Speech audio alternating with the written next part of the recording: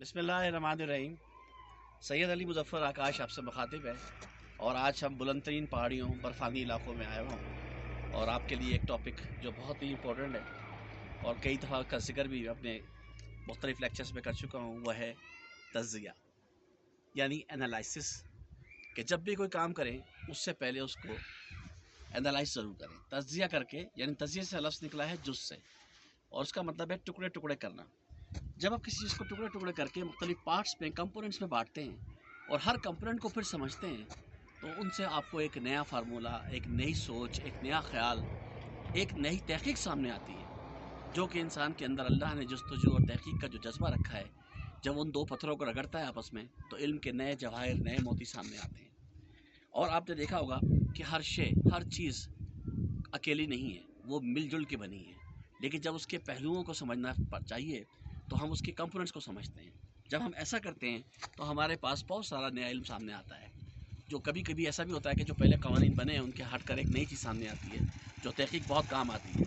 لہٰذا یہ ذہن میں رکھیں کہ تجزیہ کرتے وقت آپ ہر پہلو کو دیکھیں۔ انسان کو ہی دیکھ لیجئے، انسان مرکب ہے کئی چیزوں کا: جسم، روح، عقل، نفس۔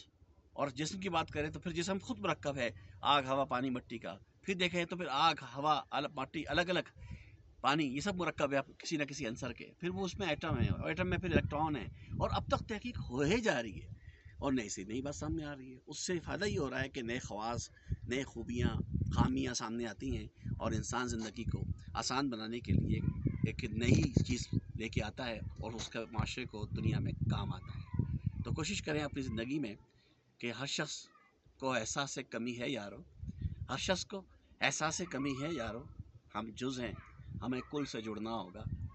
اور یہ میں نے ایسے ہی کہہ دیا جز، حالانکہ میں کائنات کا جز تو اس اشر و اشیر کا بھی جز نہیں ہوں، لیکن ایسا ہے کہ ہم زندگی میں اپنے آپ کو دیکھیں تو ہر ایک باریکی میں جا کے جب اس کو سمجھتے ہیں تو جانے کتنی باتیں ہمارے سامنے مزید سیکھنے کو ملتی ہیں۔ آپ اسی سے اندازہ لگا لیجئے کہ جب کبھی ہم سائنس کو پڑھتے تھے اور آج بھی پڑھ رہے ہیں، تو کبھی بھی ایک جگہ پہ رک نہیں رہی۔ اس کا مطلب ہے کہ تحقیق بڑھتی جا رہی ہے، تحقیق و جستجو کے پتھر سے نئے جواہر سامنے نکل رہے ہیں، اور ہمیں اور معاشرے کو فائدہ ہو رہا ہے۔ تو یاد رکھیے کہ زندگی گزارنے کے لیے اپنے ہر شعبے میں، چاہے شعبہ کوئی بھی ہو، ذاتی ہو، کاروباری ہو، مستقبل، ماضی، حال کے متعلق ہو، سیاسی ہو، ہمیں کوشش کرنی چاہیے اس کو پہلے حصوں میں بانٹیں، اجزاء میں تقسیم کریں، پھر ان سے کچھ کلیاں نکالیں، اور ان سے بن کے پھر کوئی فائنل اصول بنائیں۔ ان اصولوں پہ، قوانین پہ آپ چلیں گے تو آپ کو خوشی ہوگی، اور یہ کوئی بھی چیز فائنل نہیں ہوتی ہے، یہ اس پہ تحقیق ہوتی ہی رہتی ہے۔ لہٰذا ہماری جو حیات ہے اس کا ضرور کوئی نہ کوئی مقصد ہے، جبھی تو اللہ نے ہمیں اتنی بڑی عقل نوازی ہے، جس سے ہم اشرف ہو گئے ہیں دوسرے سے، تمام مخلوقات سے۔ تو ضرور کچھ تو ہے اپنی حیات کا مقصد، سنا ہے چیز کوئی دہر میں فضول نہیں۔ مظفر آکاش، اوشو، کلام، سبات۔